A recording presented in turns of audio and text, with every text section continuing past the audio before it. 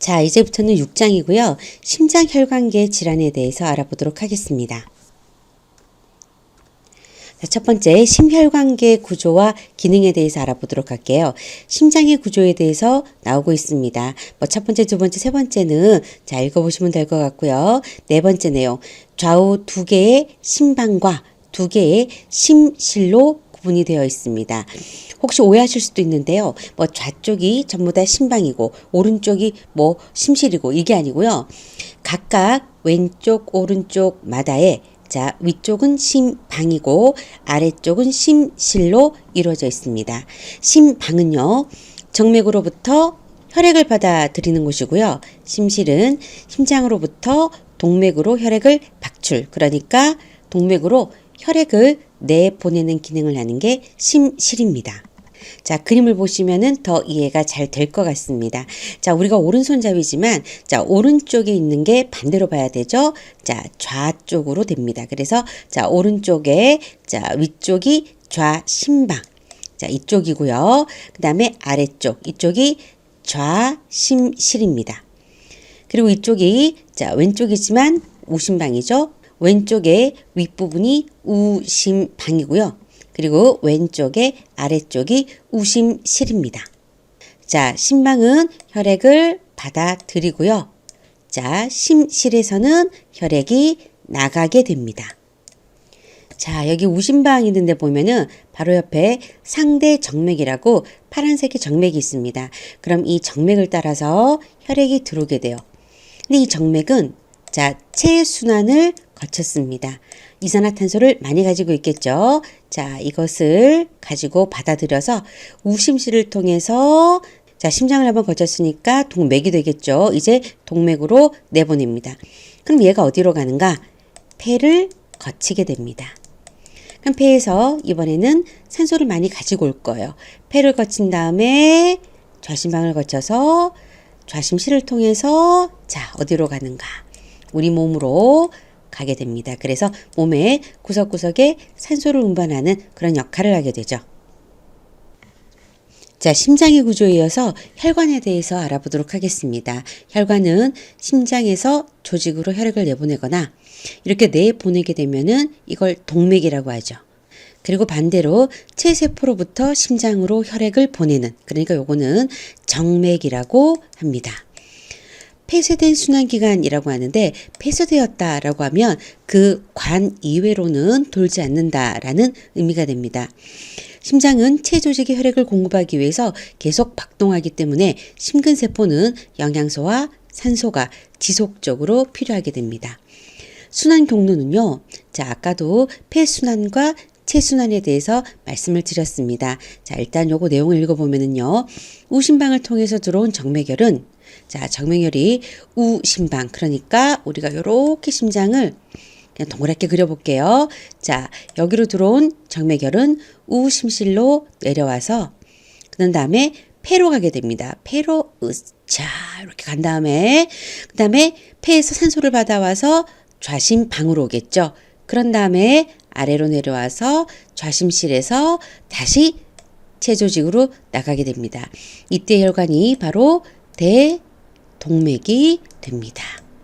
자, 그 그림을 다시 그려보면 이렇습니다. 한 번 더 해볼까요? 자, 이렇게 자, 정맥혈이 들어왔습니다. 들어와서 어디로 가나요? 폐로 가요. 자, 이렇게 파란색으로 그려놓은 거는 산소가 부족하다 이런 의미가 되겠죠. 자, 폐에서 산소를 받습니다. 혈액이 붉게 변했어요. 자, 그렇게 해서 좌심방을 통해서 좌심실을 통해서 다시 자, 대동맥을 통해서 신체의 각 조직으로 가게 됩니다. 이게 혈액순환의 경로입니다. 자, 우리가 심장 질환을 하면서 지금 혈관의 구조라든가 역할 이런 것들이 굉장히 간단하게 나왔는데 우리가 그 전에 배웠던 임상경영학에서는 혈관의 구조나 이런 것들이 굉장히 자세하게 나와 있습니다. 그리고 심장순환계 여기를 공부하려고 하면은요, 여러분들 그 고지혈증을 이루는 종류라든가 그리고 거기에 있는 칼로마이크론이 어떤 구조냐 이런 것들까지도 여러분들이 다 아셔야 돼요. 근데 이 내용을 임상영양학에서 배웠는데 지금 식이요법에서 지금 그걸 전부 다 새로 하기는 조금 어려운 것 같아서 제가 임상영양학 강의했던 내용을 발췌해서 지금 구성을 한번 해보도록 하겠습니다. 자, 이제는 혈관 구조에 대해서 할 텐데요. 자, 혈관은 한 개의 막으로 되어 있지는 않습니다. 동맥 같은 경우에는요, 맨 안쪽에 내피세포, 그러니까 내막이 있고요. 탄력 조직이 있습니다. 그리고 평활근이라는 중막도 있고요. 그런 다음 외막과 장막으로 되어 있습니다. 동맥은 이렇게 내피, 탄력, 평활근, 외막, 장막 이렇게 다 이루어져 있고요. 정맥 같은 경우에는 장막은 없습니다. 이렇게 혈관은 자 크게 보면 하나, 둘, 셋, 넷, 다섯 개의 조직으로 되어 있다라는 거 알아두셔야 될 것 같아요. 자, 이제는 동맥에 대해서 하도록 하겠습니다. 동맥은요, 심장에서 조직으로 혈액을 운반하는 게 동맥입니다. 굉장히 두껍고 탄성도 굉장히 큽니다.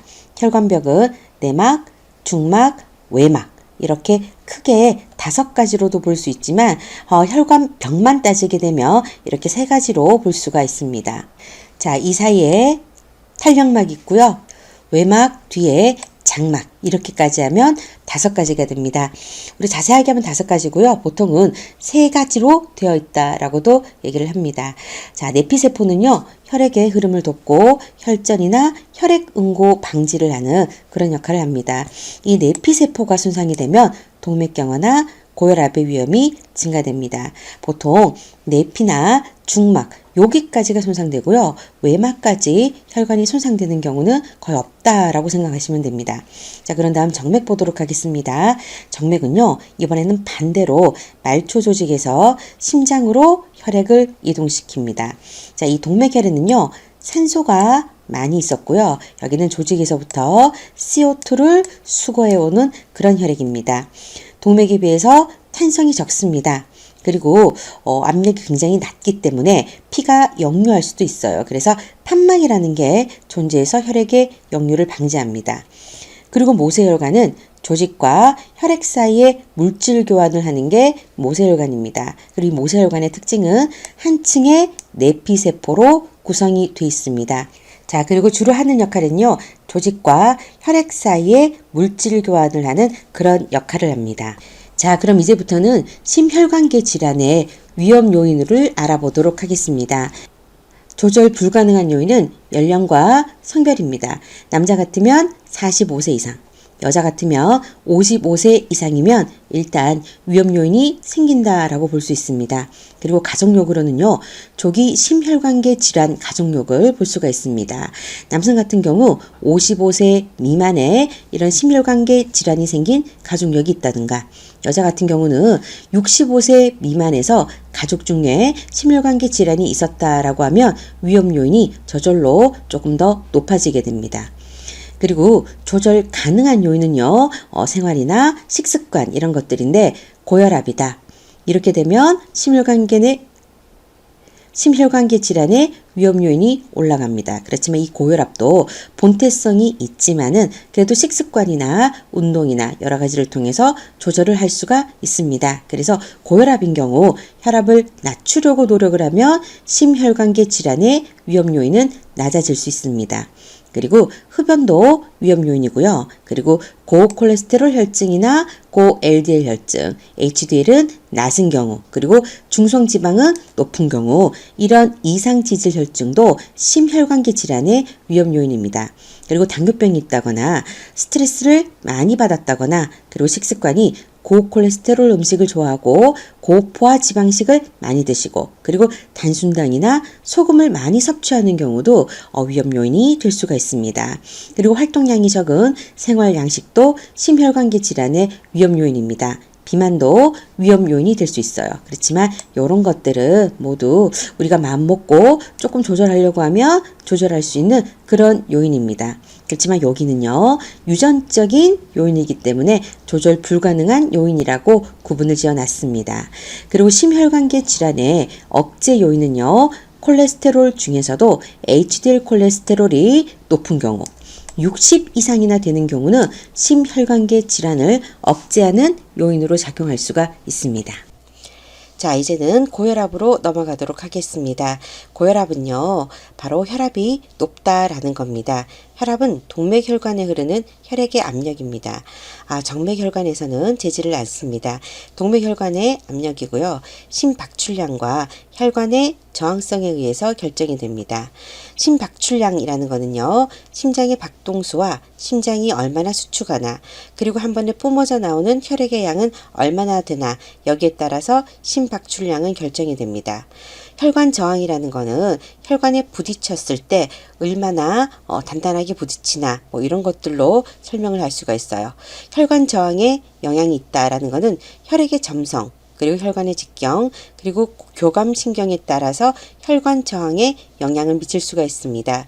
만약에 혈액의 점성이 높다라고 하면 혈관 저항이 높다, 이렇게 봐줄 수가 있고요. 혈관의 직경은 넓으면 저항이 낮아지고 좁으면 저항이 높아진다, 이렇게 봅니다. 그리고 교감신경이라는 것도 교감신경이라는 거는 흥분시키는 신경이다, 이렇게 볼 수가 있겠죠. 이 교감신경에 따라서 혈관이 수축할 수도 있고요, 확장될 수도 있습니다. 만약에 혈관이 수축하게 된다면 혈관 저항이 높은 거고요. 혈관이 확장되면 혈관 저항이 낮아지는 겁니다. 그리고 혈압을 얘기할 때 우리는 수축기다, 확장기다, 이렇게 얘기를 했습니다. 우리가 심장의 구조를 배울 때 이 수축기와 확장기에 대해서 얘기를 했습니다. 수축기라는 거는, 자, 요거 알아두셔야 되겠죠. 좌심실이 수축할 때 압력입니다. 그러니까 최고 압력이라고 할 수 있고요. 그리고 확장기는 좌심실이 이완될 때, 그러니까 낮은 압력을 우리는 확장기 혈압이다, 이렇게 얘기를 합니다. 자, 고혈압의 진단과 분류에 대해서 알아보도록 하겠습니다. 고혈압은요, 수축기나 확장기나 이 둘 중에 하나 내지는 이 두 가지 모두가 지속적으로 올라간 상태라고 할 수 있습니다. 수축기나 확장기 혈압 중에 한 가지만 높아도 고혈압이라고 우리는 정의를 내립니다. 수축기 혈압이 요 수치 외우셔야 되겠죠. 140mmHg 혹은 확장기가 90mmHg 이상일 때 우리는 고혈압이라고 얘기를 해요. 자, 고혈압의 기준도 우리가 전에도 배웠던 것 같아요. 고혈압의 1기, 2기부터 보도록 하겠습니다. 먼저 고혈압의 기준이 140에 90이라고 했으니까 고혈압 1기에 해당하는 게 바로 수축기 혈압이 140이 넘어가는 시점입니다. 그리고 확장기 혈압이 90이 넘어가는 시점이 고혈압이라고 할 수가 있습니다. 정상혈압 알아두셔야 되는 거 아시죠? 정상혈압도 120, 80 미만일 때입니다. 그리고 주의혈압은 120에서 129 사이일 때, 그리고 고혈압의 전 단계는 130에서 139 사이일 때라고 볼 수가 있어요. 그리고 고혈압 2기는 수축기 혈압이 160이 넘어가는 경우, 그리고 확장기가 100이 넘어가는 경우, 이렇게 볼 수가 있습니다. 자, 여기에서 고혈압의 진단 기준, 그러니까 수축기 혈압이 140 혹은 확장기가 90 이상인 경우를 고혈압이라고 진단을 내린다. 이 정도는 알아두셔야 됩니다. 자, 분류를 한번 보도록 하겠습니다. 고혈압을 한번 분류할 때, 자, 90% 이상, 그러니까 고혈압에 어떤 책에는 90이라고 나오는데 여기는 95%라고 나오네요. 그러니까 90에서 95%, 저는 그냥 90% 이상이라고 하도록 하겠습니다. 이 정도가 본태성 고혈압이라고 합니다. 자, 이유가 원인이 불분명하다라고 돼 있죠. 이유를 잘 몰라서 원래 타고났다, 이렇게 해서 본태성 고혈압이다라고 얘기를 합니다. 자, 이 본태성 고혈압에 영향을 미치는 요인은요, 가족력 들 수가 있습니다.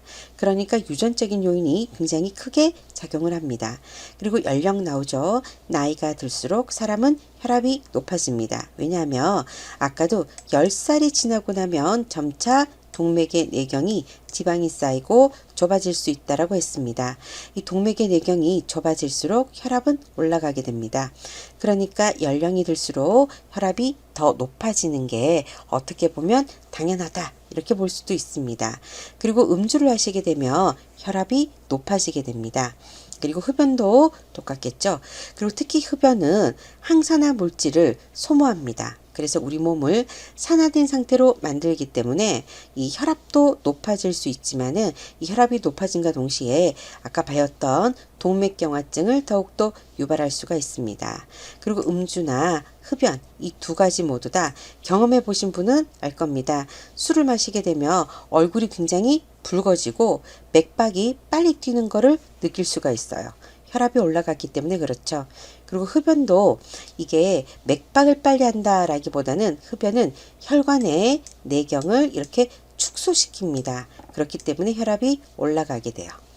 운동 부족도 고혈압을 일으킬 수가 있습니다. 그리고 평상시에 어느 정도 운동을 해줘야지만 이 혈액이 좀 많이 흐르는, 그래서 혈관이 한번 늘어났다가 줄어났다, 줄어들었다 이렇게 하면서 혈관의 탄력성이 유지될 수 있습니다. 그래서 운동 부족도 혈압을 높게 만들고요. 비만도 혈압을 높게 만듭니다. 왜냐하면 비만인 경우 신체가 굉장히 늘어납니다. 그러면은 신체 말단까지 가야 되는 피가 많아져요. 그래서 몸이 커지니까 몸의 말단까지 혈액을 보내기 위해서는 심장이 좀 더 심하게, 그러니까 힘있게 뛰는 그런 방법을 써야 됩니다. 그래서 몸에 이 공간이 많아지니까 공간 구석구석까지 피를 보내기 위해서는 혈압이 높아질 수밖에 없습니다. 그리고 이상지질혈증도 이게 혈압을 높게 하는 게 아니라 실은 이상지질혈증 때문에 이 혈관이 좁아지기 때문에 혈압이 높아질 수가 있습니다. 그리고 식습관은 이 식습관으로는 나트륨이 많은 습관, 짜게 먹는 습관 이런 것들이 혈압을 높이겠죠. 스트레스도 교감신경에 영향을 미치기 때문에 굉장히 스트레스를 받게 되면 혈압이 순간적으로 높아지는 것도 여러분들 잘 아실 겁니다. 그래서 혈압에 영향을 미치는 요인으로는 가족력, 연령, 음주, 흡연, 운동 부족, 비만, 이상지질혈증, 식습관, 스트레스 이런 것들이 관련이 됩니다. 2차선 고혈압은요, 뭔가 원인이 있는 겁니다. 그래서 이런 질환 때문에 2차적으로 발생합니다. 이런 고혈압은 치료가 가능합니다. 이런 질환을 치료하면 이 고혈압이 없어집니다. 근데 그 질환들이 치료가 힘든 그런 질환인 경우가 많죠. 신장 쪽에 문제가 생겨도 고혈압이 생깁니다. 근데 고혈압을 오랫동안 가지고 있으면 신장에 문제가 생겨요. 그럼 그것 때문에 또 고혈압이 생길 수가 있고 그 고혈압 때문에 신장은 더 망가질 수도 있습니다. 그리고 교감신경 등의 문제가 생기는 내분비 질환이나 부신에 있는 질환이나 중추신경계 질환 이런 것들도 혈압을 높입니다. 임신 중독증도 혈압을 높이죠. 그리고 임신 중독증은 여러분들이 요거는 임상영양학에서는 배우지 않았지만 생애주기 영양학에서 배웠을 겁니다. 임신 중독증 단백질이 부족하면 생기는 증상이고요. 이 임신 중독증은 고혈압, 부종 이런 것들을 같이 동반합니다. 그리고 단백뇨도 동반을 하죠. 자, 고혈압의 발생 기전으로는 물리적 요인이라고 되어 있는데요. 심박출량이 증가하게 되면 혈압은 올라갑니다. 나트륨 과잉 섭취 때문에 혈액량은 증가하죠. 자, 제가 혈관 한번 그려보도록 하겠습니다. 근데 여러분들 나트륨과 기량작용을 하는 게 뭔가 하면 칼륨이라고 알고 있으실 거예요. 이 칼륨은 어디에 있나? 세포 내에 있는 게 칼륨이고요. 세포 외에 있는 게 나트륨입니다. 그럼 혈액은 뭘까요? 세포 외액이겠죠. 그래서 나트륨을 과잉 섭취하게 되면 자, 제가 이렇게 농도를 표현하기 위해서 점을 그려봤습니다. 나트륨이 혈액 중에 딱 4개만 있어요. 그럼 혈액이 요만큼만 있어도 됩니다. 근데 나트륨이 2개가 더 늘어나서 6개가 있다라고 하면 혈액이 너무 빡빡해졌어요. 농도가 진해졌거든요. 그러면 세포에 있는 수분을 끌어와서 혈관 안에 혈액량이 더 많아지게 됩니다. 그러면은 혈압이 올라갈 수밖에 없겠죠. 그래서 나트륨을 많이 섭취하게 되면 혈액량이 증가해서 혈압이 올라갑니다. 그리고 혈관에 혈액의 점성이 증가해도 제가 고혈압이 유발된다라고 말씀을 드렸어요. 고혈압이 생기는, 그러니까 혈액의 점성이 증가하는 경우는 이상지질혈증, 그러니까 혈액 속에 지질이 많은 경우입니다. 이런 경우는 콜레스테롤도 되고요. 중성 지질이 많은 경우도 해당이 됩니다. 그리고 당뇨병도 점성이 증가합니다. 혈액 속에 포도당이 많으니까, 그리고 포도당은 좀 끈적끈적한 성질을 가지죠. 그렇기 때문에 점성이 증가할 수밖에 없습니다. 그래서 이상지질혈증이 생겨도 혈압은 올라가고 당뇨병이 생겨도 혈압은 올라갑니다. 그리고 혈관의 직경이 감소할 때도 혈압은 올라갈 수 있습니다. 흘러가야 되는 혈액의 양은 일정한데 혈관이 좁아졌다면 닿는 압력이 더 커질 수밖에 없습니다. 혈관의 직경이 감소하는 경우는 동맥경화 들 수가 있어요. 자, 이상지질혈증은 이 자체로 혈액의 점성을 증가해서 고혈압을 일으키기도 하지만 이상지질혈증이 동맥경화를 일으키기 때문에 그것 때문에 고혈압을 일으키기도 합니다. 그리고 교감신경의 흥분작용 때문에 혈관이 수축되어서 혈관의 직경이 감소하는 그런 경우도 생겨날 수가 있습니다. 이런 것들이 물리적인 요인이었고요. 혈압이 높아지는 신경성적인 요인도 보도록 하겠습니다. 스트레스나 긴장에 의해서 교감신경이 자극이 되면 혈관이 좁아지게 됩니다. 그러면 혈압이 올라가게 되겠죠. 자, 카테콜라민 이 종류로는 에피네프린과 노르에피네프린이 있습니다. 요거 오탄한 것 같아요. 넷자죠. 이런 경우 심장 박동이 증가하고 그리고 심장과 혈관이 수축하게 됩니다. 그래서 혈압이 올라가게 되죠. 자, 그리고 고혈압이 생기는 요인으로 체액성 요인이라고 되어 있는데요. 이 체액성 요인이라고 되어 있는데 이게 레닌, 안지오텐신, 알도스테론계에 의한 조절이라고 합니다. 자, 제가 여기에는 별표를 한 2개에서 3개까지 쳐드리도록 하겠습니다. 레닌, 안지오텐신, 알도스테론 이렇게 하면 어떤 한 기관이 떠오르셔야 됩니다. 뭐 위나 간이나 췌장이나 이런 신체 기관 중에 어떤 기관과 관련이 있을까요? 신장이죠. 바로 신장에 문제가 생기면 혈압이 올라갑니다. 자, 먼저 간에서는 안지오텐신호겐을 만들고요. 이 신장에서 만들어지는 레닌 때문에 이 안지오텐신호겐은 안지오텐신 1으로 변하고 또 안지오텐신 2로 변할 수가 있습니다. 자, 신장에서는 어떨 때 레닌이 분비되는가 하면은요. 신장으로 들어오는 혈액이 부족할 경우 레닌을 분비합니다. 자, 신장으로 들어오는 혈액이 부족하면 레닌을 만들어서 혈압을 높여요. 그렇게 되면 신장으로 좀 더 많은 혈액이 들어올 수가 있겠죠. 이런 기전으로 혈압이 높아진다 라고 볼 수가 있습니다. 자, 그리고 알도스테론이라고 하면 우리는 항이뇨 호르몬이라고도 알 수 있습니다. 알고 있죠? 이 항이뇨 호르몬은 언제 나오는가? 이뇨는 소변을 몸 밖으로 내보내는 거예요. 근데 신장에 이 혈액이 적게 들어오게 되면 소변을 볼 수가 없습니다. 그러면은 항이뇨 호르몬, 그러니까 이뇨를 막는 호르몬인 알도스테론이 분비돼야 됩니다. 알도스테론은 소변을 못 보게 하니까 우리 몸에 많은 수분을 보유하게 만들어요. 우리 몸에 수분이 많아지니까 혈압은 상승하게 됩니다. 그럼 이게 3가지가 연결된 건 아니고요. 실제로는 좀 나뉘어서도 얘기를 할 수가 있습니다. 다시 한 번 더 말씀드릴게요. 워낙 중요하니까. 신장에 혈액이 부족합니다.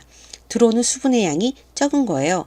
그렇게 되면 신장 쪽에 혈압이 떨어집니다. 그러면 신장은 레닌이라는 물질을 분비합니다. 그럼 이 레닌이라는 물질이 결국은 안지오텐신호겐을 활성화시켜서 안지오텐신으로 만들고요. 혈압을 좀 더 상승시키게 됩니다. 혈압이 상승된다면 신장으로 오는 혈액이 많아지겠죠. 그럼 또 레닌이 분비되지 않아요. 그러다가 신장으로 또 혈액이 적게 들어오면 즉 혈압이 낮아지는 경우죠.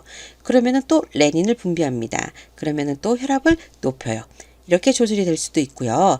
알도스테론도 혈압을 관리합니다. 알도스테론은 자, 한 번 더 적을게요.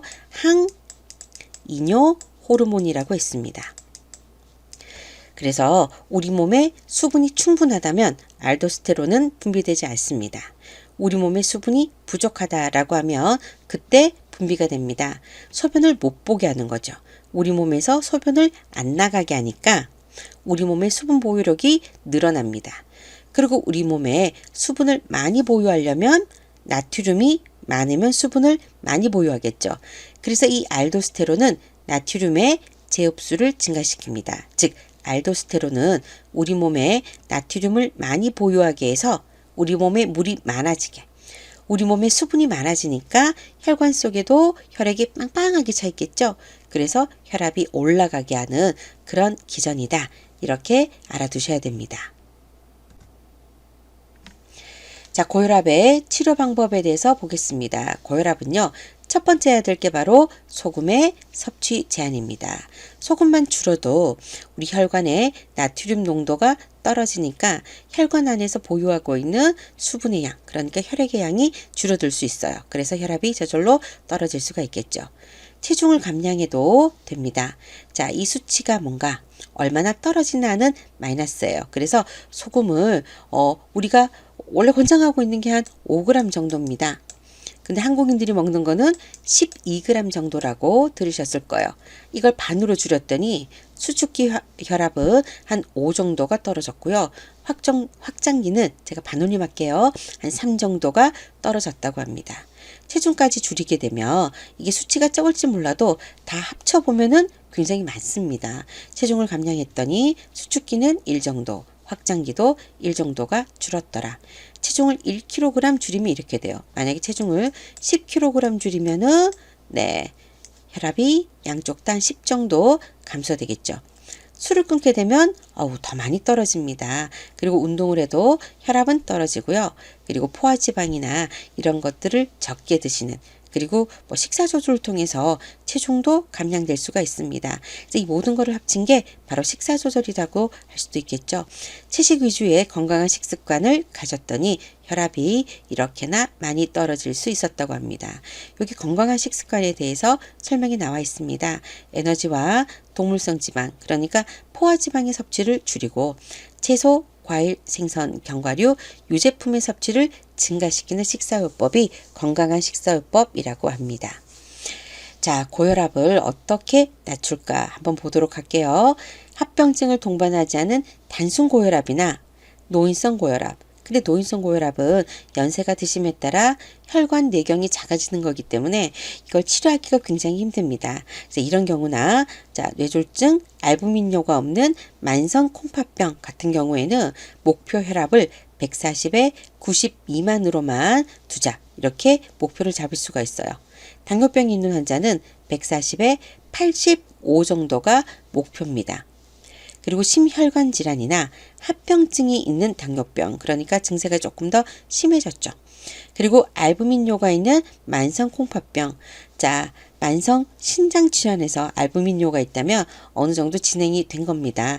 이런 경우는 조금 더 위험한 경우라고 할 수 있어요.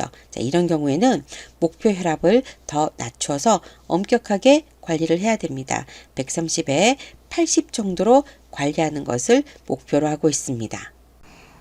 고혈압의 식사요법 알아보도록 하겠습니다. 먼저 식사요법 전에 약물요법 알아볼 텐데요. 약물요법은 이뇨제나 교감신경 억제제 같은 약을 이용합니다. 이뇨제는 물과 나트륨의 배설을 증가시켜서 전체 체액의 양을 줄이기 때문에 혈압이 떨어지는 효과가 있습니다. 비약물요법으로는 규칙적인 운동, 그리고 체중 조절, 감소가 되겠죠. 스트레스 감소 및 식사요법을 하는 것인데요. 모든 고혈압 환자에게 필요합니다. 그래서 약물요법을 하고 있는 환자라도 이 운동이나 식사요법 이런 게 필요하지 않은 것이 아니고 필수적으로 같이 병행을 해야 됩니다.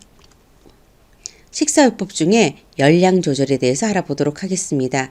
보통 우리나라 환자들의 한 90% 정도가 본태성 고혈압 환자입니다. 이런 환자들은 흔히 비만인 경우가 많아요.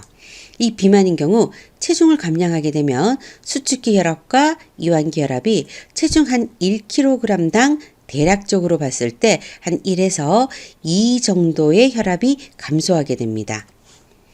당질은요, 정상적인 양과 거의 비슷합니다. 그래서 에너지 섭취량의 55에서 60% 수준으로 권장하고 있고요.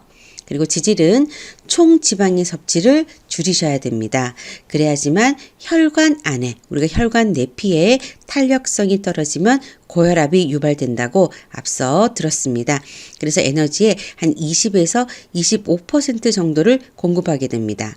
자, 이 얘기를 들은 학생들은 원래 지방은 에너지의 한 20%를 공급하는 게 아닌가? 라고 생각을 하실 거예요. 예, 맞습니다. 그 정도로 공급을 해야 된다라는 정도입니다. 그래서 너무 많은 섭취를 제한하고 너무 많이 섭취하지는 않고 그냥 정상 정도로 섭취를 해야 된다라는 말씀입니다. 자, 그런 다음에 비율도 중요한데요. 다가불포화 지방산, 주로 식물성 지방이 다가불포화 지방산에 이제 속하게 되죠. 자, 이것과 단일불포화 지방산, 포화 지방산의 비율을 다가불포화 지방산 한 1 정도, 그 다음에 단일불포화 지방산, 우리가 약자로 MUFA, 무파라고도 합니다. 이런 것들은 흔히 올리브유나 채종류, 카놀라유죠. 이런 것들이 해당하게 돼요. 이런 것들을 한 1.0에서 1.5, 그리고 포화지방산을 1 정도로 제공을 하면 됩니다. 여기 조금 헷갈리게 되면 1대 1대 1이다.